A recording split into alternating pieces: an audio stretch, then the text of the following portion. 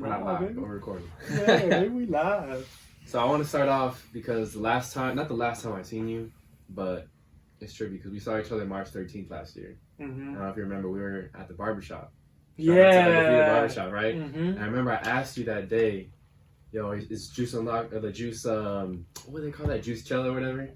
Is that still gonna go down? And I remember you're like, yeah, you were confident too. He was like, yeah, we'll be going on strong and everything. And I was just like, everything just closed, bro. I don't know. Everything, bro. Yeah. It sucked. It was the week before Juice Chella and We Up Next Fest, bro. Yeah. COVID decided to lock everything up for the first time. I've never seen anything like this in my life. Mm-hmm. And it couldn't have came at a worse time, to be honest, because I was so excited, bro. I had like a lot of people coming out for those events, and we didn't know until the weekend before, so I wasn't lying. I was excited at the time, bro, but then, COVID-19 fucking ruined everybody's lives. Yeah. What was some of the, whether it was with your career or just personal, like what were some of the tougher obstacles that like COVID really affected you? Working from home, because at the time I was doing sales. I was working in a call center, but just being around everyone, and it's like people that weren't your friends before become your friends when you're around them all the time. Yeah. And you take wins and losses together, and you just become one with the floor, hopefully. And that's how it was over there at that spot. And then I was working from home, and it was cool not having to commute in the morning and everything, but overall, like, I just went stir crazy, bro. Like, I got cabin fever, like waking up, like I sleep right here, and then I wake up and I work right here, and then I clock out, and then I do my music right here, and then I go to sleep. I literally feel like I'm in like a little triangle of like 10 feet. It kind of gave me like jail vibes. So I kind of went crazy. I felt like I was in the hole, but I put that behind me. Luckily, I was able to figure out another stream of income, so I don't have to be in the cubicle 24/7. So COVID definitely, it's good and bad.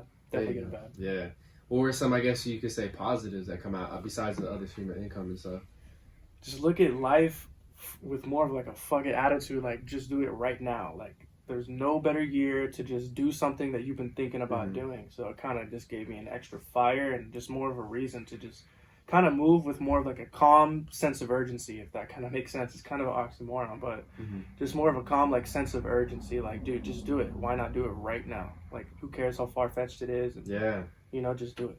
Take chances, You never know. I think that's one thing too. Like, I started watching and listening more to Gary Vee during COVID and like, the pandemic and everything, and like he's just like such a like in your face personality. They're like, fuck you, just do it. Like, fuck your feelings. Like, don't hesitate. That kind of deal. And I felt like a lot of people started doing that. And there's ways around things. Obviously, like performing in front of like big audiences, or I miss that. Man, certain things like it's obviously hard to replicate, but there's a lot of different lanes people can jump into. I know, like the live streaming thing is cool and everything, but I don't see it really like.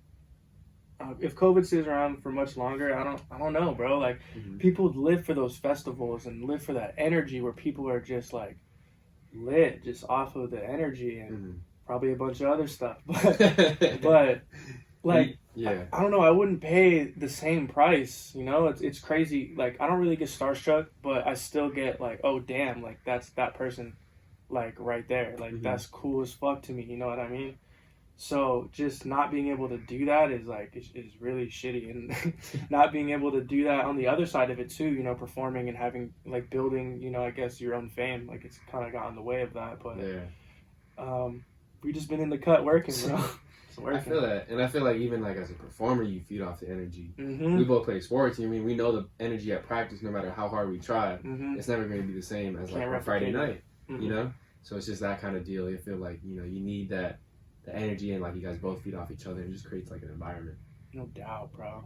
No doubt. I miss it. Hopefully 2022 they're saying something like that, bro. So hopefully soon. I'm crossing my fingers. Me too, bro. For real. Also in the year 2020 you dropped Heartbroken Heartbreaker. Oh yeah. Tell me before we get into the music and the tracks and everything, tell me the inspiration behind that title name. Well, Heartbroken Heartbreaker was actually in my bio. Before I even knew it was going to be an album title. That's where I got the album title from, was because I threw that up there. And I feel like that's kind of like, I'm kind of torn between the two. Like, with my personality, it's kind of a split that way where, part of me is like, yo, like, put yourself not above everyone else, but put yourself first. You can't fill from an empty cup, and you kind of have, when it comes to business, you kind of have to be in a way selfish. Even though it has a negative connotation, you still have to be like, yo, I'm going to get mine first, and then, you know, I'm gonna reach back out to those that have helped me. But then on the flip side, I do have a big heart, you know what I mean? And I'm very, empathetic. Yeah. I feel empathy very, very much. So I'm always the type of person to like pop off and say fuck you, but then the next day apologize because I'm like, damn, that was a little bit too much. Like that was shouldn't have done that. But yeah, honestly, and I've been through a lot of ups and downs as far as relationships go too. So I kind of just felt like pouring that out, you know, and just explaining that side of me because it's a big part of my identity. You know. Now back to the project, how did you feel that kind of got the reception to that, as far as like from your fan base and people that follow you? I got a lot of good vibes on it because it was more like R&B vibes, more so than rap. And a lot of people were telling me that it reminded me of Melody Lane, which is an album that I put out, I think 2017. And a lot of people have been telling me to go back to that, you know, but I've been, you know, switching it up, making bangers and just doing just dipping into different, I guess, avenues of hip hop. But that one, a lot of old fans kind of resurfaced again saying that, yo, this is why I listened to you in the first place. So it was really cool to hear that. And then the visuals for the song Bible. Oh, I thought that was very creative. How did you even like come up with the idea for that? So look, shout out Gorilla Flicks, first of all. He doesn't work with a lot of people unless he feels a vision. And I hit him up because I saw a video he did for Matt Allen and C Sharp. And I was like, yo, that shit is sick. And I hit him up, and he kept saying, yo, I'm going to hit you back. Like, my list is full. I'm going to hit you back. And finally, he hit me back. And I told him, I sent him 2 songs. I sent him Missed Calls, which is on Heartbroken Heartbreaker also, and Bible. And I was like, bro, it's got to be one of these 2 because I need a banger. And he was like, bro, Bible's hard. Do that shit. And I came up Catholic, so I know all about, you know, like the scripture and the lifestyle and all that. So I kind of threw some innuendos in there about it, and I gave Gorilla Flicks basically not really a blueprint of the order or the storyline, but kind of just the vibe. I wanted it real dark. I wanted it to be, like I said, split personality in a way where half of it, you know, I got my braids like yours, I got those, and then the next one is, oh, I'm in a church and I got like, you know, the turtleneck and the blazer on. So it was kind of like I said I seen angels, I seen serpents. I seen bandos, I seen churches. Like, I really been to both sides of life, and I just kind of wanted to just depict that through that. So, yeah. So I gave him, like, the grand scheme of things, and then he came back to me with the structure of it, which is the part that I struggle with. I'm just like, dude, I don't know how this is going to work, but it's going to. Yeah. And I feel it, and he felt it, and then he came back to me with, like, you know, the skeleton of it, and we just knocked it out in a day. It was crazy. Oh shit! That's one thing I've always admired about like your music, though. You always talk about like we're going back to one of your mixtapes, pros and cons, right? So you're always talking about like 2 sides, like growing up Catholic, but then also just like, you know, wanting to like venture off from that. So I saw the video, I was like, damn, like, you know, you're like, props to you, man, for like keeping like staying true to your vision, staying true to like your artwork, staying true to like, you know, just what you're trying to be about, you know. And I feel like sometimes people get caught up too much in like one lane or the other, and you know, you can definitely have your foot in both, you know. For sure, I'm a 2-sided coin, bro, and it's crazy. I didn't even really looking back in hindsight, like I really have, I guess, kind of stayed to that identity, and I feel like that's why a lot of people kind of gravitate towards it, because a lot of people are very conflicted with a lot of things, you know. So I feel like looking back, like even when you just said it, like pros and cons, like that was the whole point. Like the left side of it was, I think we talked about this last time. We'll say it again for the new people, bro. The left side of it, I was chilling with, you know, quote unquote a wife, and then quote unquote a baby. And then on the right side, I'm with a stripper, and there's pros and cons to both sides, right? Because the left side, you know, you have structure, you have a family, you have true love, and you have support. But someone could say that, you know, oh, they see their friends in the club, and they see their friends, you know, all their Rolling Stone homies, and they're just like, I want to do that. You know, I feel like I'm wasting my time. Like, I have my whole life to settle down. Why am I doing it now? Yeah. But on the flip side, you see someone with the strippers and all that, and, you know, they're probably doing more reckless, you know, substances and activities, and it's probably more exciting to watch, but to live it is very, very up and down. Yeah. You know what I mean? And I've said it before, like, yeah, the strippers, they act like they love you, but as soon as the timer goes off, you know, and you're not paying them anymore, they don't care if you got home safe, they don't care about your health, they don't care really about anything. So, Yeah, it's just a split, bro. I feel like I'm definitely split sometimes. And definitely that person in the stripper society or like vibe, you know, like could be envious of the other person who does have the structure, the family, that kind of deal. Exactly. I was gonna say that. Like they look back and there's a song called "Living Single" by Big Sean and Chance and I think Jeremiah. Yeah. And that really hit home. It's kind of the same concept where you're both jealous of what you don't have, but it's kind of just within yourself. Just get it how you live and just stay positive, bro. Mm-hmm. That's it. I think a lot of people kind of went through that at the beginning of COVID when like a lot of things were shut down and restrictions were super high because we're all on social media more, right? And like there's always gonna, like no matter what you're into, there's always gonna be someone who has more. There's always gonna be that like finer girl. There's always gonna be that bigger car. There's always gonna be that whatever it may be. And I feel like a lot of, at least myself too, speaking from personal experience, there was a time where I was like, shit, man, I gotta get off this app. I mean, you know, because you're just constantly looking at stuff that's always like better than what you have, and sometimes you lose your gratitude for it, you know? Definitely. It's all about comparison. Like sometimes, man, back when I was working, I thought about that all the time. I'm like, bro, I don't want to be in this cubicle anymore. I know I deserve to be out in the world. I know I have the talent and I know I have the work ethic and everything. It's just not happening. But sometimes I would look at people from even a different country, you know, like we're a privileged country if you really look at it. Like the whole earth, the whole planet Earth, like we have it so much better. And I think about people in like the Philippines and people in just third world countries, and they're literally getting like blatantly just murdered and killed, and they don't have fucking food and water, you know. And I'm over here like, oh fuck, like I got a flat tire on my Camry, like really, we really bugging about that. But at the same time, you don't want to lose sight of like the goal too. Like it's a balance. It's really a balance where you should be around people that are better than you and people that have less.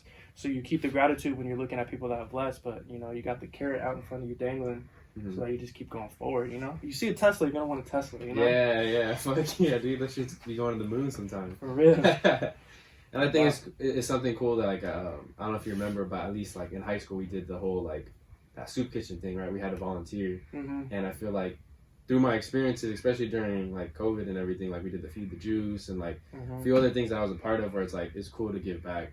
Yeah. It humbles you a little bit. It feels real good, honestly. That felt really good. I think we both went to that one. Yeah. The Feed the Juice. And dude, it was crazy to see people like their bike is all they have. And everything they could fit in there, and like she was like struggling, like, oh fuck, I'm not gonna be able to fit all this. Like, can I take some out? Like I was like, dude, that's a problem that I've never had. You know what I mean? And they're living that shit every day. Yeah. There was a lot of people too that came in with like their car full, like they were living in their car, and like we didn't know where to put their box of food because like literally the whole back seat, the whole trunk, and the whole passenger seat was full, and it's like what? Like this is like it's like they're gonna have to give up like a pair of shoes just to make room for this food right now. Like, that's crazy, bro. So I think definitely like there was some good that I think came from COVID as far as people wanting to give back, people like gathering, the sense of community.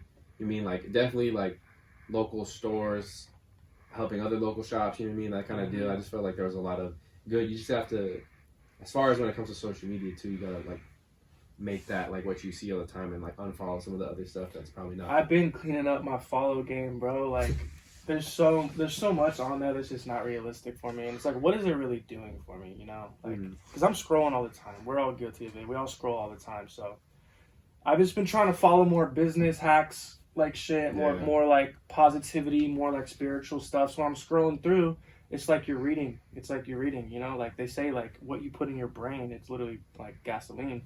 Brain food. Exactly. So you got to feed the right shit. So I'm just trying to just slowly like keep a balance, you know, like, you know, guilty pleasures and all that, but at the same time like indulge in things that are helpful at the same time. So a lot went down in 2020 surrounding a lot of different topics, but I felt like one of the bigger things of the year was George Floyd, and then I think like around the same time you dropped All Rise. All Rise, yeah. Can you tell me a little bit about like that altercation that you had with the police and just kind of what inspired that song? Yeah, so leading up to that point, I've actually been very lucky to not have any real altercations. Like I got off of a lot of things that I probably should have went to jail.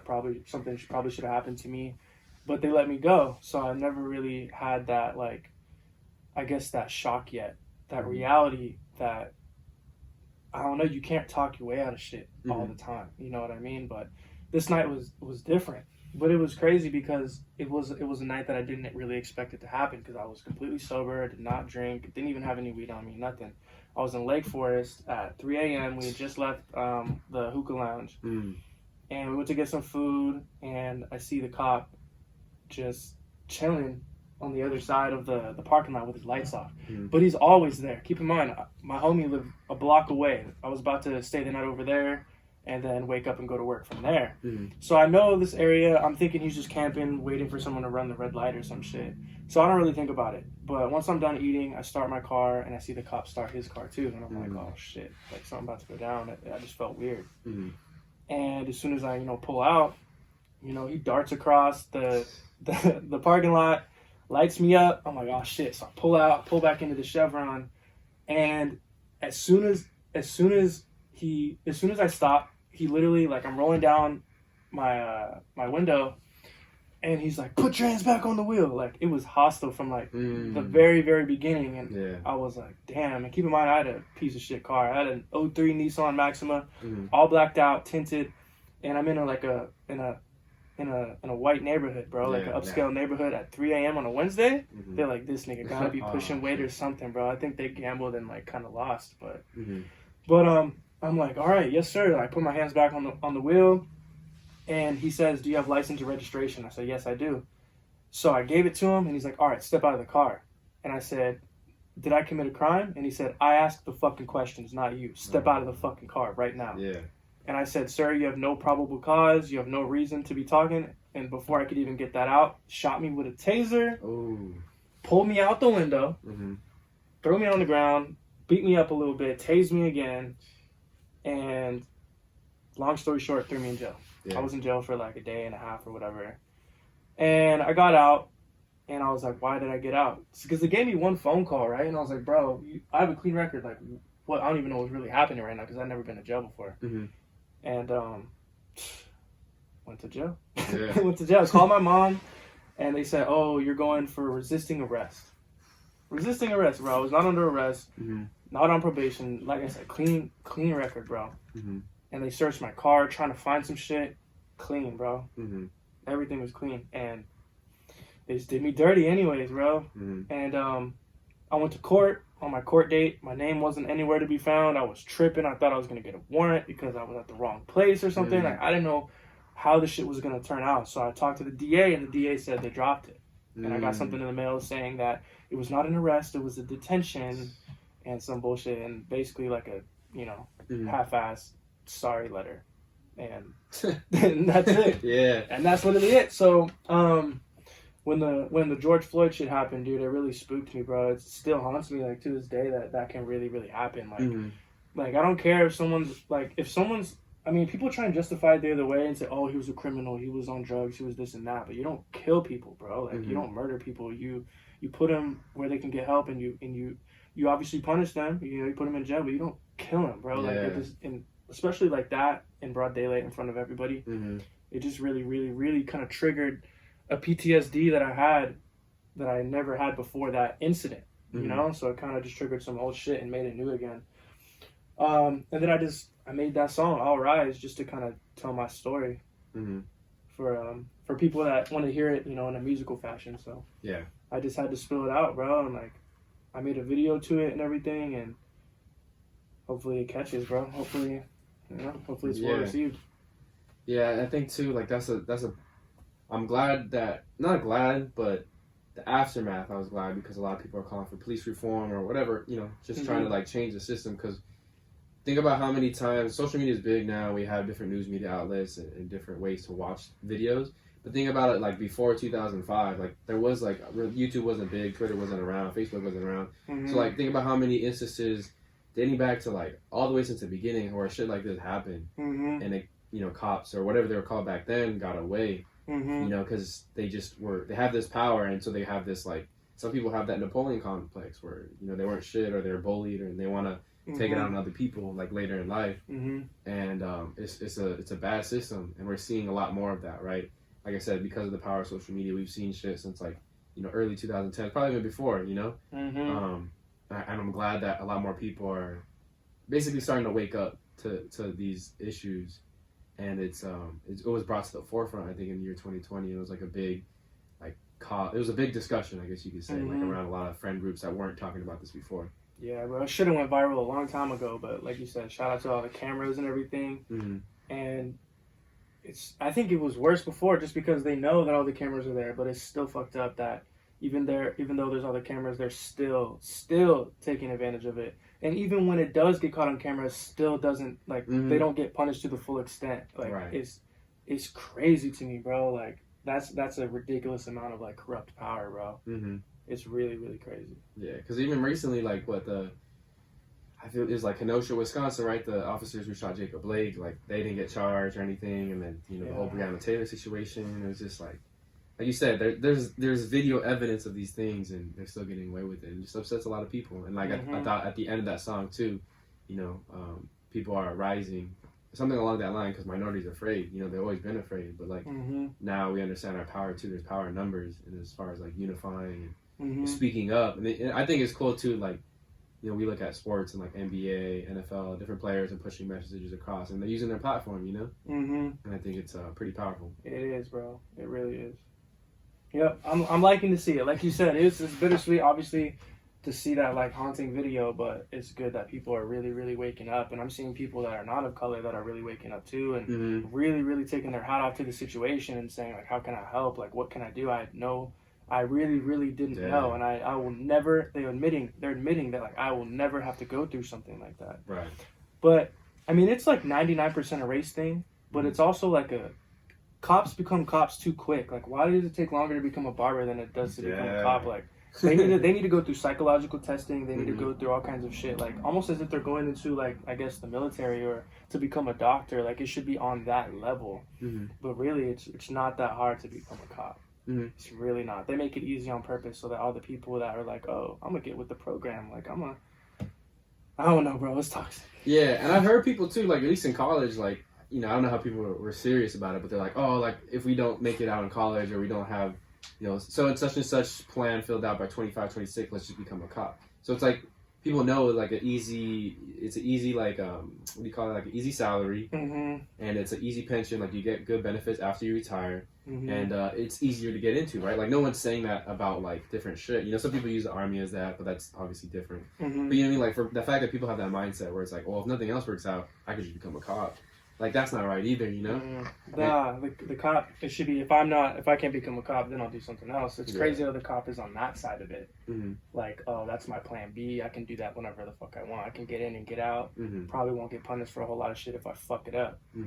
So they just need, the punishment needs to fit the crime on both sides. That's it. Yeah. Like you said, too, with the psychological training, I think a lot of them need to get trained with, like, how to use their words instead of having weapons, And like, I think, obviously, like, some sort of ego that comes when you have, like, a car that's, like, decked out with, like, security or whatever. I don't know. I just feel like, they don't always need to have all the gear and all the shit that they need to. And, like, there's probably a lot of cops. Granted, like, sure, if you're calling 911 for, like, a hostile situation where someone has, a gun pointed at a bank, okay, yeah, we need cops with guns to come through, But there's a lot of other times where, like, there doesn't need to be a cop with a gun that comes to this, minor offense or something that you could just talk it out. For real, you don't need to be reaching for it, like, right away. Like, that shit crazy. I mean, obviously, being a cop is probably sketchy as fuck. Like, I'll give that respect to it, but, like, you gotta know better. You just gotta know better, bro. That's it. Yeah, I think that's where it comes to the psychological training. Yeah, and they need to, like, stop. I feel like they don't test for a reason. They're like, oh, we want these crazy people in here. Like, we want these racist people in here. Like, we want these killers in here, bro. Like, they need to do better from the top all the way to the bottom, for real. So after that incident, do you feel, like you said, you get sometimes, like, waves of PTSD, like when you see a cop driving by you or you're just driving and... Yeah, because I know it could go that far. Like, like, I always knew, but once it happens to you and, like, it's just you, and it happens, like, to you, you feel that pain, you feel that, like, that trauma, like, I don't know. It was a different, because I've been in a lot of sketchy situations in my life. I've been hurt before, and it hits different when you know that they can do it and they can probably get away with it. Like, that's the different part. Like, for example, like, me and her, we was driving to Oklahoma, and we got pulled over, Oh, I got pulled over in New Mexico, Mm. and the first thing she did, because she already know what it is, like she called my sister and like stayed with my sister on the phone, because the cop came up. He was cool, but he's like, "Hey, you mind if you step out of the car?" And I said, "Whatever makes you feel more comfortable, honestly." And then I feel like he got me for speeding. It wasn't a big deal, but he was even cool. He's like, "I like you, bro. Like this was a good conversation. I'm gonna knock it down a couple miles per hour," and it ended up being like fucking $70. Oh, shit. Yeah, shout out New Mexico. Yeah. Yeah, okay. But yeah, honestly, to answer your question, like I see cops, and especially when they get behind me. Oh my God. So another story. We went to Oklahoma, we stayed for 2 months, and we was on our way back, and we was in Texas. Of all places, bro, where they're not cool with shit. They're not cool with anything, especially weed. And I was smoking, bro. It was a long drive, so I was smoking. Cop pulls right behind me. I'm like, dude, in Texas? Yeah. In Texas, bro. Like... At least wait till we get to New Mexico where they don't give a fuck about weed and shit. And cop lit me up. I pull over, and the cop blows by me, and he was pulling over somebody else instead of me. And I was like, thank you, God. I was about to be in a cell in Texas, bro. Yeah. For real. Yeah, you'll do some serious time in Texas for that shit. Yeah, for just a joint. I had like 10 of them rolled up already. Like, oh, shit. Yeah, it would have got me. So how was your trip, though, to Oklahoma? It was cool, man. There's a lot of Trump flags over there. Yeah. A lot of Trump flags, dog. It was crazy to be part of the country, bro. What part of Oklahoma? Marlow, Oklahoma, which is actually very, very insane. A lot of my family on my black side was like, "What the fuck? You was in Marlow, bro?" Like that shit is like, it's like outlaw country, and they literally have like a KKK weekly. Like, they are like prideful of that shit. You see Confederate flags everywhere. Damn. What brought you out there? It was the cannabis industry. Oh, okay. And I was printing a lot of merch out there too, so it was like a double deal. So I was like, man, I gotta go. And COVID too, I wasn't really making any money at the time, so I was like, let's go get some money, bro. Let's go to Oklahoma. Yeah. And the homegirl was plugged in, and she put us on. So that's tight. Yeah, it was cool. Yeah, and I feel like you said, the opportunity to go to another state, even during COVID, I feel like you can like maximize that. You know what I'm saying? Like I really did. It's like they never seen drip before. Like I sold so many hoodies, bro, and like they look at you like you're famous because everyone wears just like basic stuff over there. But it's a whole different vibe. Like people are way more like polite. People are way more like confrontational in a good or bad way. It just depends on what kind of energy you bring. But it's kind of like a mutual respect. I didn't really feel that like intimidated or that really scared, even though a lot of the people looked like they probably like I don't even want to say it, bro. I don't even want to say it. Yeah, I feel you. Because it sounds reverse racist. You know what I'm saying? But it was a lot of people that were the exact opposite of me. I'll say that. But it was all good. Everything was fine, and we made our money, and met a lot of good people, and sold a lot of hoodies. Smoked a lot of weed. There you go. What was like did you guys do any like sightseeing, like pretty sights that you may have seen out there? Oklahoma, I mean, we went to OKC. That was cool. It was the first time I'd seen anything like that. And so I went the wrong way on the road so many times over there, bro. Especially in Texas. Especially in Texas, bro. Like, I didn't know in Texas there's like a highway and then there's like a side highway. Oh, yeah. And there's 2 lanes on this side of the highway, but I thought they were both going one way, so I'm on fucking going 80 or whatever. On the fucking left side, all of a sudden I see a car pulling up. I'm like, oh shit. I get over and they're just like, what the fuck? I'm like, bro, check the license plate. I'm from Cali, bro. I'm from Cali. We don't know how to do shit here. Yeah, for real. But then we got lines on our streets. Yeah, bro. Honestly, it was way different. Everything was way different, but I needed it. It was really refreshing. But then on the way back, when we went to New Mexico, we saw, what was it called? White Sands. Bro, I was just there too. Dude, it's lit. It was beautiful, bro. Yeah. I love that place. Yeah, that's why I like. So I did a recent road trip too. We drove down the freeway to New Orleans, as far as New Orleans, and we headed back. But we passed through New Mexico and we stopped at White Sands. But it's good to take like. So we didn't do any business, unfortunately. But it was cool to still like kind of see a little bit of the other side of the country. You drive through Texas, you're talking about like the gas. Dude, have you seen some of the gas stations there? They're like 100 pumps deep.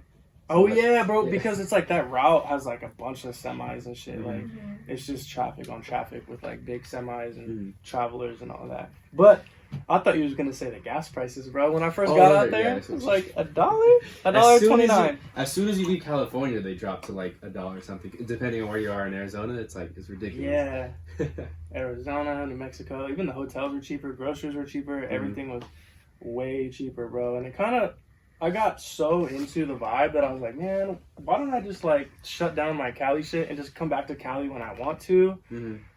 But I don't know, man. The scene, I built so much in the scene over here. Yeah. So it's hard to leave a place like this, right? Mm-hmm. You know, because I think those places are cool to visit, and like props to everyone that moves out there. I'm glad you guys did, so I could, you know, visit you every now and then, have a place to stay. Yeah. But I couldn't. I mean, there's just so much to do here, whether it's like for business or you can go see a performance one that obviously during non-COVID time. You can go to the beach another day. Like we can go to the snow now, like in Big Bear, and like there's so much to do here. And living in a small town in Texas, it's not the same, you know, or in Oklahoma or New Mexico, those areas. While they may be like beautifully like in nature, still like I feel like you'd go bored. Like you said, you'd have cabin fever from, you know, quarantine and everything. Like they probably live that all the time. They do. It's a lot slower out there. Mm-hmm. It's a lot slower, a lot more quiet. People always wave at each other and shit. Like, it's different. It's way different. And then I remember driving back, and as soon as I got here, people are cutting me off and shit. I'm just like, yeah, we back in California, bro. Yeah. We are back where the weed is actually good. Shout out to California, right? For real.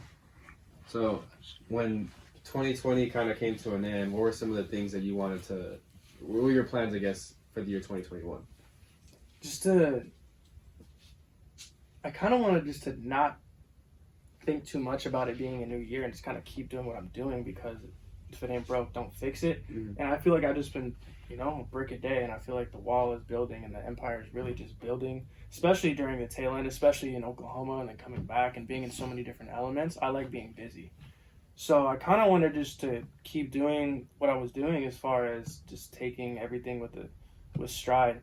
And plus, my main goal for 2021, I just said I was going to stay away from resolutions and shit, but not to go back to any job. Like, just to be independent and make my own money, and I'll worry about the tax situation when it's time for all that. But I want to make my own money, and I want to eventually have the business big enough to where there's people working under me, and I'm the one signing, you know, the paychecks, and I'm doing what I want to do. Because when I'm making these hoodies, I mean, I'm not going to lie, sometimes I get hella frustrated, but I still love it. Mm-hmm. I don't know why. Even if it doesn't look like I'm having a good time, I still am. And it's still better than having to clock in and make sales under somebody else. Even though I was good at that, I was making good money and it was stable money. It's just not enough. Yeah. It's just not enough. There's a ceiling, bro. And it's like, I feel like I was at that ceiling and I was good and good and good and good, but you can't be great. You can never be great when you're working for someone else. So yeah, I just took the ceiling off. Mm-hmm. And then, you know, like minimum wage has risen over the years, but I just feel like for someone else to tell you like an hour of your life is worth only so much, right? I think minimum wage now in California is like 15 or 14. Yeah. But it's like, that's all you're worth for this hour, you know? And I don't know. I feel like after a certain time, and like you said, there's a caps on a lot of jobs, right? Unless you have, you know, a certain degree that moves you up to management or HR or some sort of like regional shit. You only can go so far. And for you to tell me like, damn, my life's only maybe worth 18, 20 at some of the better jobs. An hour, like that's crazy. And like props to you for like taking that leap of faith, because it is hard for a lot of people. You know, it's like uncharted waters. And I think especially like since we both went to the public school system, like I feel like the public school system's kind of like they churn out people to fit the 9-to-5s and fit those like you know, the factory, the office type jobs, and kind of comply with that, you know, and you understand like that's what it is, and here I am. Because a lot of people, I don't think if they had the option they wouldn't stay there, but they do because it's comfortable, it's all that they know, and what they get is like enough to them sometimes, you know, and I think that's like a shitty way to live sometimes. Definitely. Most definitely. And just trading hours for dollars, like you said, bro, like that's just depressing. That's such a depressing sentence to say in here. Like, here, this is what you're worth for this time. And it makes me not even want to work hard. I literally even said that to one of my bosses. Once upon a time, everybody, I worked at McDonald's. And literally, I was just so over it that day, and I was about to walk out, and my manager, Delia, was like, Mijo, you need to speed up. And I said, you know what? I don't even care about this line. It doesn't matter. I'm still getting paid. You gonna give me a raise? And then she was like, oh, well then I could just like cut your hours altogether and you'll make less. And I was like, oh, okay, cool. So there's no reward. It's all risk. Like it's all risk. Like, I don't know. It just seemed like there's too many downsides to it. So that's when I switched over to doing sales, and it wasn't even an hourly thing. It was a commission production based. It's on you type vibe, but just the way that I don't know, bro. Like just being on a schedule every day, even though every client's different, it still feels repetitive. I don't want to do like repetitive. I want to do creative. Right. You know? And I'm sure you selling your hoodies is a lot different than selling whatever you had to sell at that company. You know what I'm saying? It's a lot more passion in it. Yeah, because people want it, you know. Like at least I hope they do, you know. Yeah. And like every hoodie's different, and just like seeing the look on people's face when I send them the snippet of it, or when I drop it off to them, like, bro, they're looking at it, they're like, I'm gonna put it on right now. Like to me, that's fulfilling, and I just like doing it. I just like, and I love clothes, bro. I like getting every color, every color of every shoe. Like the best for real, for real. And she be helping me a lot too, man. I gotta say it in both interviews. Shout out to Shanti. Yeah, she be hooking it up. She got this new it's like a different material, so it's like 3D on that shit. So yeah, it pops. You know what I mean? Like you said, it's like that collegiate style sweater. You know what I'm saying? Definitely. It's not gonna peel up anytime soon. I don't think so. Yeah. LG shit. So we talked about it on the last show too. We're gonna repeat it for those like the new listeners and everything. But organically gifted, what does that mean to you? It just means that everyone is born with something, and everyone has a purpose. And I feel very bad for people that are I guess pulled away from it because of the people that they're around. You know, they're a product of their environment. But I don't feel like everyone is born in the right place, and people. I feel like there's people that are born from different eras, even. Yeah, bro. You know what I mean? Or old like, souls. Yeah, old souls. There's a lot of people like that. So keep making that music that you think sounds like it's from the 70s or the 80s. Who gives a fuck what's popping right now? Do that because that's what you want to do, and you will do that better than doing something else that people you think will like, because it's gonna be here today and gone tomorrow if you conform. So just keep doing what you want to do. And if you and some people are lucky enough. Some people are very structured and diligent and disciplined and book smart, and they grow up with parents that have money to send them to Yale or Stanford or whatever they want to do. So in that case, just don't fuck it up. But if you're that kid that wakes up and says, I want to be a freaking, I want to be a sports player, or I want to be, an entrepreneur or a musician or a fucking artist, then you should not be in school. You should not be in school, and it doesn't matter if it's your parents. Your parents are grown-ass kids. They want the best for you, but they don't always know what's best for you. So just, And it gets to a point where you got to take that leap of faith and just do what you want to do. But that's what OG means. That's what organically gifted means. It's just everyone has that fire, so just follow it. And Yeah. Because it makes you hot. It makes you hot when you follow the fire. Like, when people talk about something and you're just like, oh shit, you're interested and you want to talk and you want to do that, like that's what it is. Just follow that. Don't listen to anything else. It puts you in the zone to where like nothing else even matters to you. You know what I'm saying? You're just like so into it. Whatever you may be, like you said, it could be skateboarding, it could be drumming or whatever. I don't know. Like, anything. Yeah. Anything at all. And I think that's the cool thing about like working with kids, but it's also challenging at the same time, because you do see, I work with middle school and high school, and you see like what the school system has done to them, where it's kind of like made them all assimilated and like they don't have like a lot of passions. And like middle school, high school, like that's the age where you should be getting like understanding like what you're into, maybe not what you're gonna do for the rest of your life, obviously not maybe too early, but like you should have an idea of like what you really like, what you really don't like. And I don't know, it definitely does us a disservice that we have to take like a math our senior year, or English or a history or whatever. And like while some of us may be into that stuff, if we're not, like I think a lot of us just feel like school's a waste of time, and then I don't know, like it limits us, it limits our potential. Yeah, it's not for everybody. There should be like different types of schools. I think, like they got artsy schools and stuff, like shout out like OSHA and like all that, but there should be different kinds of high schools. Instead of 99% of the schools being, like you said, the math, the English, the history, like who's going to use that? Maybe a small percentage of people that are going to, be in that lane, but I feel like they should let people do what they want, pick a lane, earlier. Because there's so many people, I guarantee you and I probably both know people that are just in a lane that they don't want to be in, but it's safe and it's secure, and, they get the 401k, and then, they're, 50, 60, and they're like, oh, I hated my life. Yeah, for real. Now they're like, oh, now I'll be able to do what I want, but now you're kind of like too old. You don't have the I guess the glow of being young anymore, and it's like it's backwards to me. I feel that. Yeah. So reflecting back on 2020, I guess what were some more of your proudest or prouder moments that you had from that year? Things you may have learned, things you may have accomplished. I think quitting my job. That was probably I've been dreaming about that moment for a long time, and I finally like had a situation where I could make money and save money and do it a different way. Mm-hmm. That was by far number one, I would say. Just quitting my job, just being able to be like, just wake up whenever I want and do whatever I want, and I make my own to-do list, I make my own schedule. God knows I work hard regardless, but I'd rather it be steps towards something that I thought of and something that I created. And it's like, what's the difference between me and the owner of the big company I was working for? Nothing. They just worked at it and they believed. Mm-hmm. But their job is to make you not like discourage you from doing other shit, but their job is to get you fired up about their dream. Right. And they word and they sprinkle it and make it, super nice so that, their dream is growing. Mm-hmm. And that's their job, to plant those seeds. But I'm about to plant my own seeds. Mm-hmm. So that was probably the biggest turning point for me in my life, like in general. Yeah. You know what I mean? But not just 2020. Mm-hmm. Relaunching the brand, the Organically Gifted brand, I'm really proud of that. Just not taking my foot off the gas, because I've seen a lot of people this year just kind of fall off. Mm-hmm. And they just want to party and they just want to still act like they're a senior in high school. You know what I mean? So like for me, I just been kind of like I took a lot of hiatuses and mm-hmm. I bounce back and then I take another hiatus. So I'm kind of just like realizing, I guess, just the element of surprise. I kind of, before I was like just go and release, but it's not really about that so much. It's strategic. So I'm just figuring out the strategy a lot better this year and keep it going through 2021 is the goal. Mm-hmm. There you go.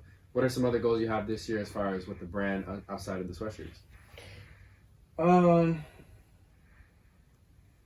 don't know. I kind of just want to just keep it going. Yeah. I just want it to be, a household name eventually. You know what I mean? And like I'm building the Wiim brand too, obviously, and the Wiim movement and the music and all that. That's still number one for me. But I definitely want this to be, like a household name. I eventually want to do dispensaries. I want to get involved in the cannabis industry. I want to own like a bunch of studios. I want to employ a bunch of other engineers that like recording people. Mm-hmm. And just a storefront, and a storefront would be sick on like Melrose or something, like something real big. And I just want to get on that level where it's people, that are A-list are wanting, this shit. Yeah. And hopefully the price will go up with it too. All right, I feel that. So back to the music, you said, just kind of dropping more strategically. What are some of those goals this year as far as like the strategies behind like the music you're dropping? Just more visuals. I actually invested in my own camera, so we could shoot everything in house, because a lot of videographers work on their own time and they don't just do music videos. They have their own life and they have their own. Music videos is just one of their, I guess, tricks. Mm-hmm. And I don't always work like that. Sometimes I need it within a week and I want to put it out now.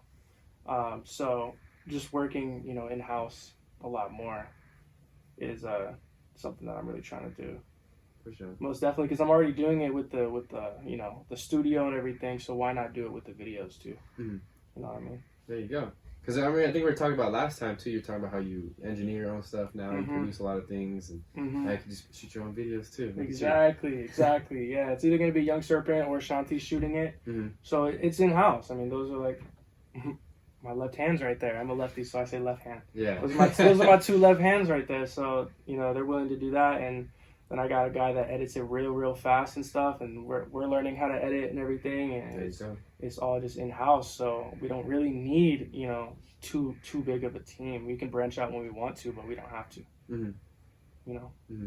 And when you drop music this year, I heard you mention that you don't want to like drop an album because a lot of listeners don't pay attention to the whole album. Mm-hmm. Is there going to be any like theme to the song, kind of like you did with last year's album and the Heartbroken Heartbreaker? A theme to the songs, to each one? Yeah, I mean, that's kind of the point. Just because each song does have a theme, so releasing it one at a time with its own theme just kind of makes it more digestible for people. And like, oh, this is a Heartbreaker song. Or this one's a heartbroken song, or this one's real sad, I'm listening to this. you know, rather than giving them a whole book, I'm just going to give them a chapter at a time, and then they can just piece it together however they want, you know, because they can get, it's easier for people to have an imagination when it's not too much for them to process and just to handle. And then also just throwing gas on it, because I got in touch with a lot of good marketing people on the internet and Spotify playlisting and stuff that's actually legit, because there's a lot of bullshit out there, and like I don't really fuck with that. Yeah, bro. And just throwing gas even on old flames, because I have so much stuff out and I've been doing this for so long that I'm just gonna just throw gas on everything. Even it, and it made me realize like it doesn't matter how old something is. Like like I dropped the song Purple in 2018, and now it's my biggest song. Yeah. And it blew up in quarantine. And you know why it blew up is because when quarantine happened, I don't know if you remember, but there was people, they were just trying to find shit to do online. And there was like a quarantine calendar. And it said like day 1. And it was everyone was posting them in their stories. Like day 1, post a song that reminds you of your best friend. Post a song that reminds you of whatever. Yeah, with the color or something. And one of them was a color, and I guess people love the color purple. So the song went from a song that I just dropped as one of my first, you know, all platforms released back in 2018. And then at the end or middle of 2020, it starts going up, and it's went from not even in my top 5 popular to like 4, 3, 2. Now it's number 1. It's still number 1. It's at almost 400K now, 100% organically, just from that. Yeah, that's crazy. Yeah. So just kind of taking my personal, I guess, emotions out of it, because there's times where I'm like, I've heard this song so many times, or that song's old, they're not gonna like that, or whatever. It all has the potential. You released it and you believed in it 100% at one time. Like, don't let that like waver. You know what I mean? Like all of it's worthy of being out. There's so many songs that I have that I don't put out because I'm like, nah, it's not my best. It's just a filler song. It's a kind of a whatever song. Yeah. So I'm just kind of reminding myself that I released all of these songs for a reason. Right. So just throw gas on all of them, and hopefully, you know, it spills over, because I'm already seeing it. You know, when Purple is blowing up, I'm seeing it. Like, I'm seeing it spill over to all my other catalogs, and all my plays are just slowly but surely just going up. That's just off that one song. So I'm trying to have more purples. There you go. That's what's up. Purples. I love that. So shifting over to like Orange County, the music scene. You talked about how like you've been doing this for a while. Yeah. I feel like, at least on social media, there's a lot of people who haven't been doing this for a long time that are kind of like, I feel like, are tainting the scene a little bit, if you like, have you will. Yeah. And we're not gonna drop any names or anything, but just like, how does that make you feel when like other artists or platforms try to start beef with you, or just try and like basically take shots at you, knowing like they don't have the records and stuff and the work in the past like you would do, to back it up? I mean, now I just laugh because I know, like it's like you're a senior, and then that cocky freshman comes in and they're just like, oh, I'm about to take your spot, and you're just like, bro, like you're good, but you're not on this level, bro. And it's things that you can't see. It's kind of things that you can just feel.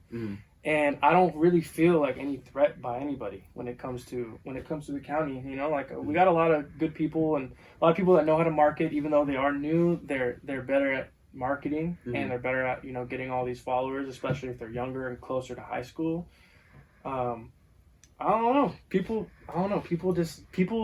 pay attention and take shots at things that they are threatened by. So if people want to come to me with some bullshit, then like it's confirmation that I'm doing something right, and I've been doing it right. And it's a slow growth, but it's also it's not going to be a drop off either. And once it pops, like I already know it's not going nowhere. Yeah. Until I say it is. So. Yeah, and I think that's what's like challenging too, is like the fact that it does go nowhere. A lot of this stuff, like, what is this all for though? At the end of the day, I think a lot of times people think this helps like boost whatever they're trying to push or pursue. But at the end of the day, I feel like Orange County isn't like a hotbed yet. It's not like a place that where a lot of eyes are on. So like the fact that you're kind of like tearing down other people is like, what's the point? You know what I mean? Yeah.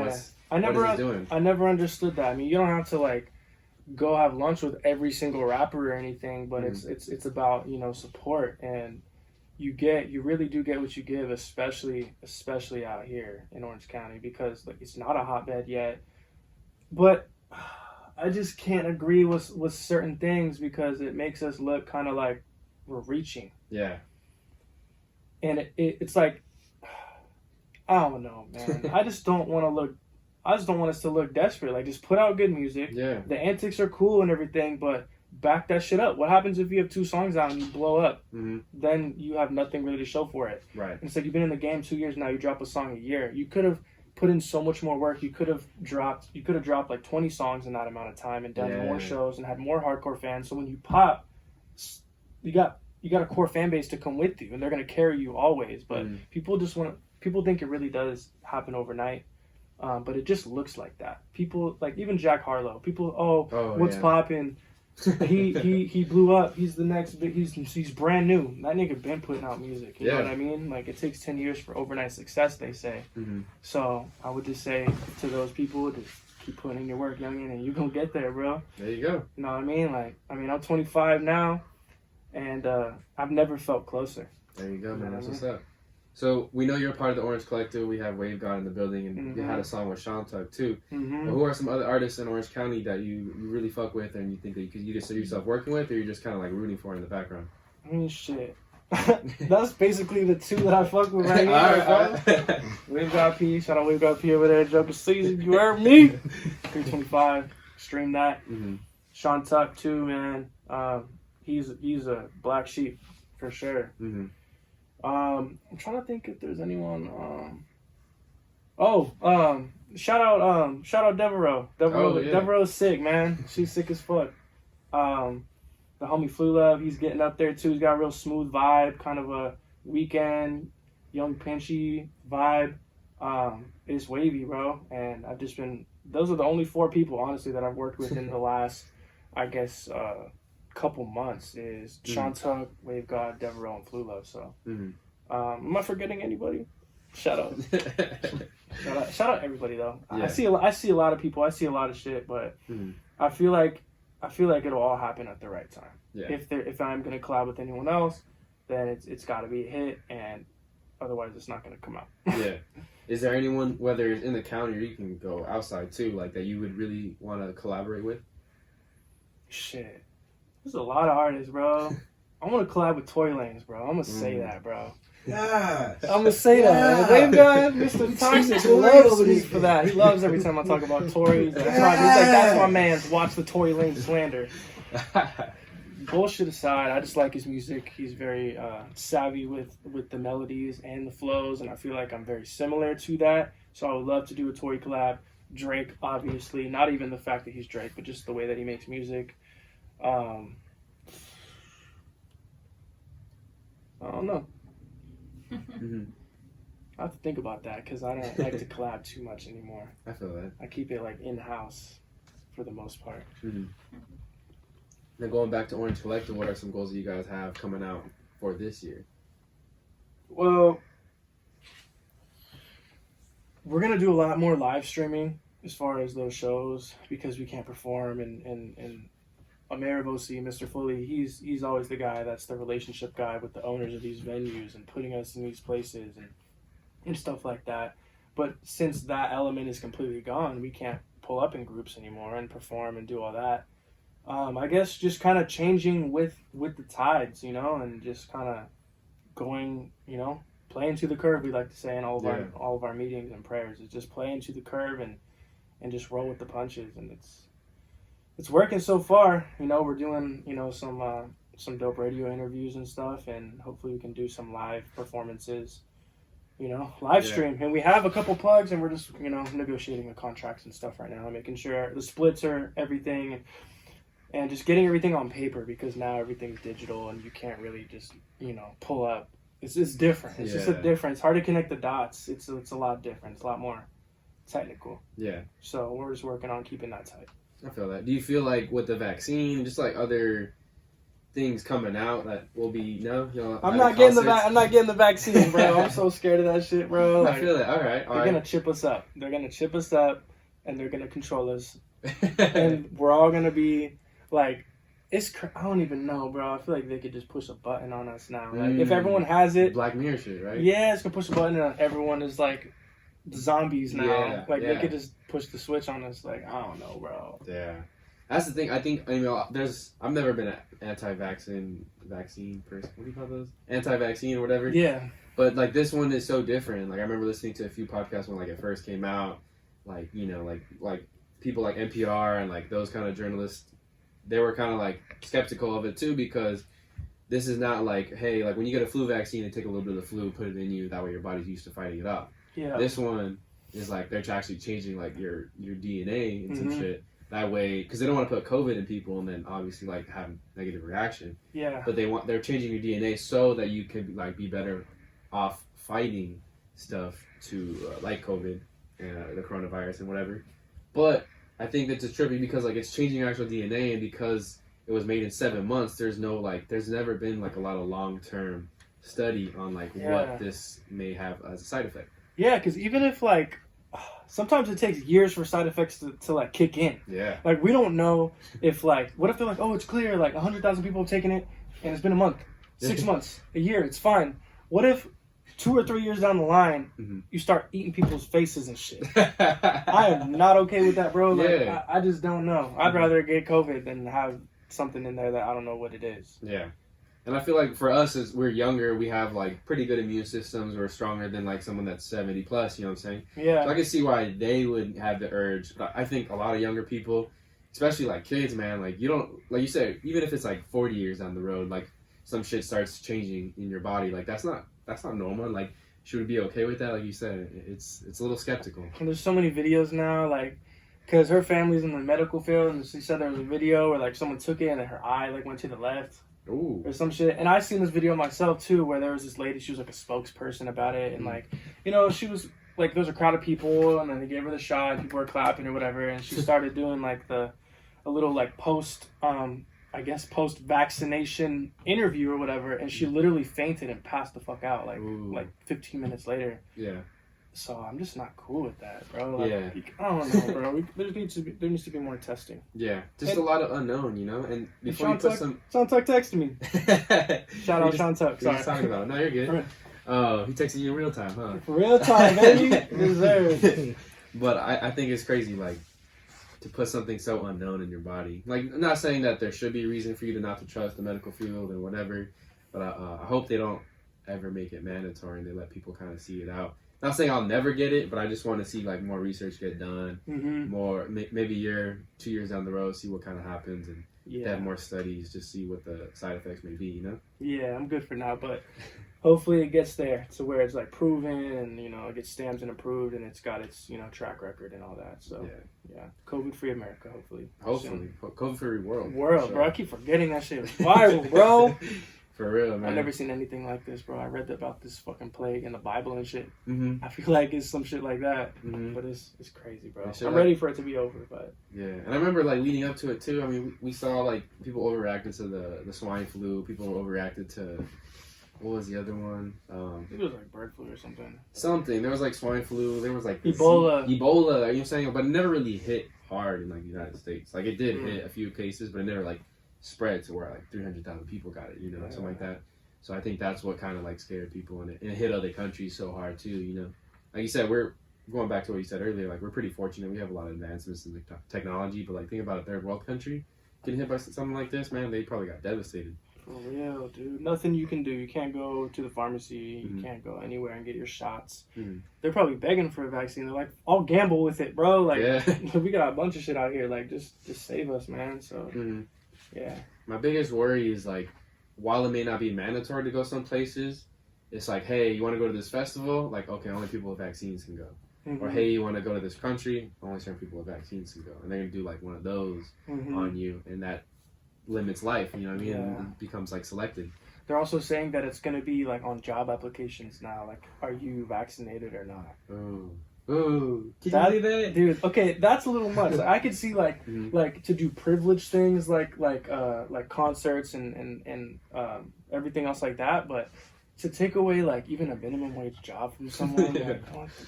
Flipping burgers. No, you can't flip my burgers, bro. Unless you clean, dog. Like, it's too much, bro. But I understand it, but I don't know. It's too much, bro. It still hasn't sunk in. I still walk out and still forget my mask. Yeah. And I'm walking around like, I really have this fucking mask. Everyone has a mask on right now. Everyone in the world has a mask on right now. Like, it's viral, bro. For real. I think the way they treated it, like looking at some of like how it's serious. Like, I'm not trying to take away at all from the seriousness, but I think that instilled a lot of fear in people, Mm-hmm. people who aren't like as well versed as far as like learning how to maneuver around like news sources and stuff. Yeah. So a lot of people like, there's people like I met in like August, September who still hadn't like never left the house for anything unless it was like groceries, mm-hmm. And whatever else. You know what I mean? That I don't know, like that's not a good way to live life either. Like psychologically, what does that do to you long term? Especially these kids, like working, like I said, a lot of kids have to do in homeschooling and they don't get it. Like, we know how important going to football games, practice, going to dances, just interacting with people on a day-to-day basis. I feel bad for people that were a senior and it was like one of the homegirls that was in one of our music videos. She was younger and she was she graduated from high school and she did like that trend where it's like ask me a question or post a picture of or whatever, and she posted it and said post a picture of, and someone put prom and she said I didn't get a senior prom, but here's one from when I was a sophomore, and I'm like, you really didn't get a senior prom? Yeah, it's crazy. Like having a senior prom, I'm like, cool, I got it. But to not have a senior prom is like, damn, you really didn't get a senior prom and you never will ever. Yeah. Ever, because of fucking COVID. That's sad. Even like grad night and shit and like all those festivities, because like high school, not everyone gets to go to college, not everyone gets to do certain things after high school. I feel like high school, like we said, is what funnels a lot of like youth, and to just not have like that big hoorah, because for a lot of people, they never go back to school. They go to work or whatever they do, they travel or some shit. And like that's the end of it. Like they can't even celebrate it with a grad night, a graduation where their family comes in.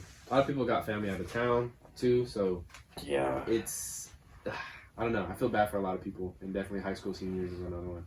And I thought it was just going to be last year's senior class that would have been affected by it, but it looks like not only this year, maybe 2022's class. I hope not, but shit, it's just fucking it up. It's all bad, dude. Everything's on pause right now.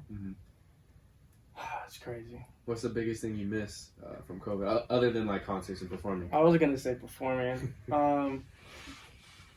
Shit, man, going to the club once a month, bro. Going to Mansion, turning up at Mansion, bro. That place was lit. I don't know. What else? I don't know. I'm kind of getting used to it, even though it still like hasn't set in. Yeah, some of it has reopened back. I miss the movies. The movies, yes. I was literally just saying it to her. I was like, yo, are the movies open? Because I remember like some of them were opening again, and then we hit the phase 2 lockdown again. And fuck, man. Yeah, I miss the movies. I definitely miss the movies. I miss not wearing a mask. Yeah. Because I feel so claustrophobic, and every time like I put it on, I feel like I'm breathing in my own like carbon dioxide and shit. And I feel myself getting dizzy, and I'm like, man, I can only shot for like a couple minutes before I like take a mask off.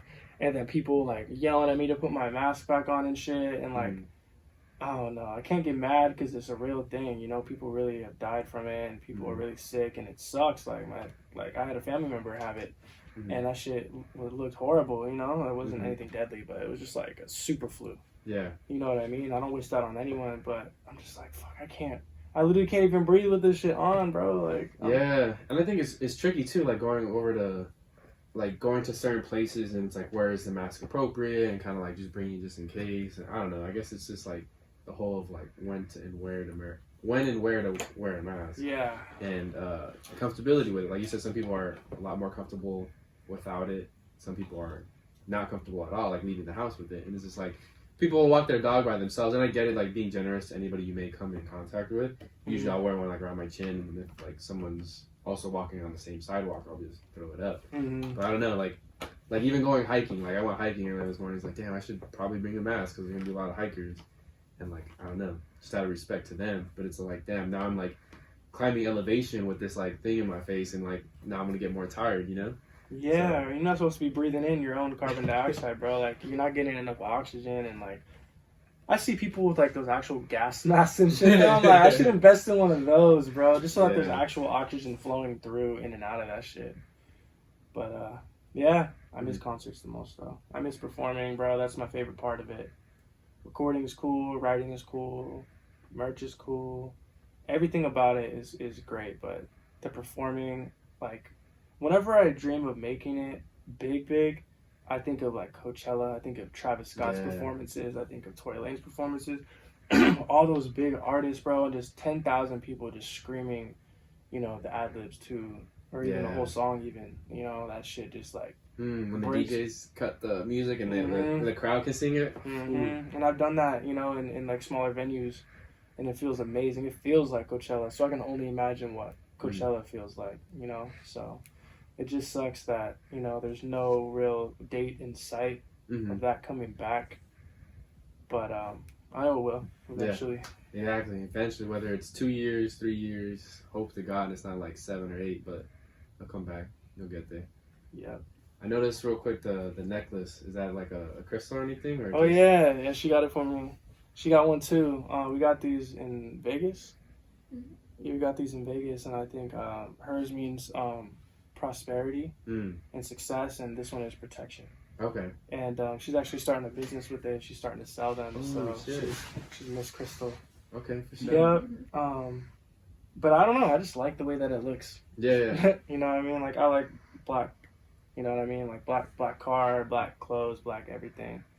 And I seen this and I was like, protection. I was like, I like that. Yeah. I feel like, you know, I feel like she's always with me, and I feel like, you know, the universe is on my side when I wear it. So that's good. I've always been curious about the crystals, so we gotta set something up where we can learn a little bit more about them. Yeah, for sure. All right. Before we wrap things up, I do like to ask these like introspective, like kind of questions to get the audience to know you a little bit more. So if you could have any toppings on a pizza, what would they be? Oh shit, meat lovers, baby. Okay. I'm gonna start with bacon, extra bacon, and then put a little more bacon on there, and then pepperoni, and then ham, and all that, bro. I'm not a vegetarian. I'm not a vegan at all. All that shit. I like spicy, so we gonna put some jalapenos on there, and then we gonna put pineapple on half because I go, like I said, I'm split sometimes, and there's times where I'm like, you know what? I don't want no sweetness. I just want all the salty. I want all the salt, bro. Meat Give me all the lovers smoke. and pineapple? Ooh. Is that what we doing? I wish we had a camera face on like their I know, bro. Both of them got up so quick. Yeah. You can't Both you guys did. You guys were like, what? Drop a comment. What do you think? Pineapple on pizza, yay or nay? Half, bro. I'm trying to make everyone happy. Half, because sometimes I want it and sometimes I don't, and sometimes the yes and no happens in the same sitting. So I'm gonna be like, okay, 1 and 1, 1 and 1, 1 and 1. All right, fair enough. And we putting hella pepper on that shit, hella the spicy peppers and hella cheese. Shit. You already disrespected the pizza, sir. Man, pineapple's good for a lot of things, all right? Nasty. Yeah, it is. Just not pizza. Not pizza, you know? In my opinion. Disagree? All right, that's cool. Not pizza. That's cool. Pineapple's cool. Eat your pineapple. Yeah. Yeah. All right, next question. If you could talk to any person, dead or alive in history, who would you want to talk to most? Damn. Anyone in history? Mm-hmm. That opens so many doors, bro. You can list out multiple people too if you can't narrow it down. Oh man.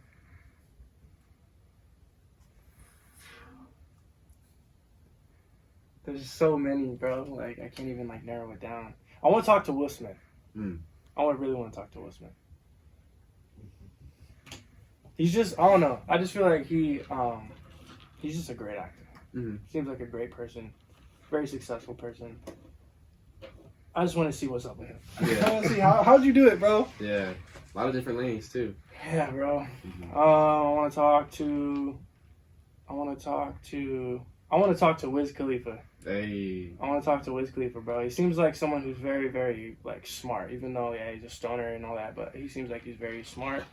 And it's like my type of smart. Every time I see an interview or a podcast with him, like I agree with everything. I feel like you ever feel like you're kind of like a part of somebody even though you don't know them at all. Like, yeah, or you guys would just like click if you like met. And I would also tell him to link up with Currency again and start rapping like he used to. That'd be that back in the day, right? High school, right? High school. Oh my god. Yeah, high school introduced me to Wiz, bro. That old shit. Let me give you one more. Okay. Chance the Rapper? Yeah, I'll throw Chance in there, bro. I would tell him. Yo. I would tell him so much shit, bro. I'd be like, make Chance do acid again, bro. Give Chance a Zan. Yeah. Give him something. We were talking about that on Clubhouse, dude. Like, they were like, yo, what went wrong with Chance? And I was like, Somebody's like, he got married. He got married and got sober and got weak, bro. Like, Yeah. but he's.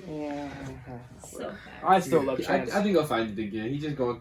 Everyone goes through different phases. You know what I'm saying? Man, I hope so. Eminem went through a bunch of different phases. So I don't know. And now I'll talk to Tori. He'd be like, "Did you do it? Did you do it, Tori?" How the fuck you get shot in the foot? Don't hit no bones attached. The album Daystar was lit. The album Daystar was lit. All right. But yeah, those are my 3 for now. I might come back to that when something pops up. Okay. If you could have any kind of exotic pet or exotic animal as a pet, what would it be? Oh shit. Monkey. Okay. I want a monkey, bro. Those things are lit. I feel like it's like having a kid, but they actually listen. Maybe. Depending How well trained the monkey is. Depends on the monkey. Yeah. I mean, I don't know. Like one of those, like a fucking, what's the Pirates movie or whatever with the little monkey right there? Like it was like spider monkeys, right? yeah, I want a spider monkey. Okay. Yeah, that'd be sick. Okay. And I would dye his hair. Purple. The whole hair or just like the top? Yeah, probably the whole thing. Probably the whole thing, bro. Purple monkeys. If you were trapped on an island and food and water were provided, what are 3 things you want to bring to pass the time? My mic, my laptop, and my headphones. Okay. Sounds good. Yeah, because then I could just release. and my router, my wireless, my Wi-Fi. Yeah, we could package it. We could pack the mic and the recording equipment. Yeah. All right, sounds good. Mm-hmm. And then last question: if you can give any advice to your younger self, what would it be?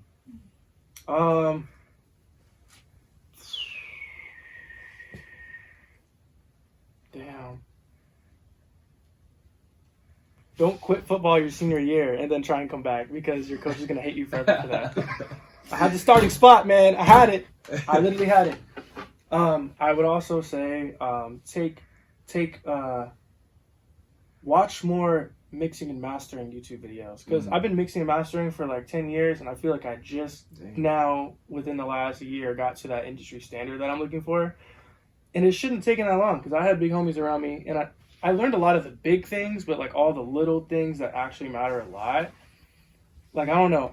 I'm so tempted to go back to some of my old songs and just, like, take them down, remix and master them because I know so much more technicalities now and then put them back out, kind of like throwing gas on an old flame. Yeah. But I feel like, I don't know, it's kind of disrespectful to, like, my fate. Like, Yeah. It was there for a reason. The moment is there. It came and went, but it's still there. Mm-hmm. But yeah, I would say just watch more YouTube videos and just don't stop. Because once it started sounding like good, I was like, okay, I don't need to keep going. Oh, yeah. It's just going to come at me, but I should have just dove like all the way in and kept it industry standard. Mm-hmm. You know, and got it there quicker, but we're here now, so I ain't tripping. I think it's cool though, but people get to see the growth. You mean like, oh, he was here before, and this was his mastering, this was the level of production, and now a year later, like look at where he's at now, or 5 years later, look at where he's at, that kind of deal. Yeah, for sure. Definitely. Well, thank you again for being a part of the show. Of course, bro. I'm glad we made this happen with doubt. video this time. Hell So yeah, shout out with to the Jamal. video, bro. Before, Hell yeah. Before you go ahead and plug anything you want to promote, whether it's the brand, your music, all that kind of stuff. Yeah. Organically Gifted. Follow that on Instagram, organically.gifted. Website coming soon. We got hoodies, we got crew necks, we got the custom shit if you want to customize the sleeves and all that. You know what I'm saying? Burger King, have it your way type shit. And just, we out here. We're not going nowhere. That's it, bro. There you go. It's a wrap. Yes, sir. Yeah. Had to throw it in.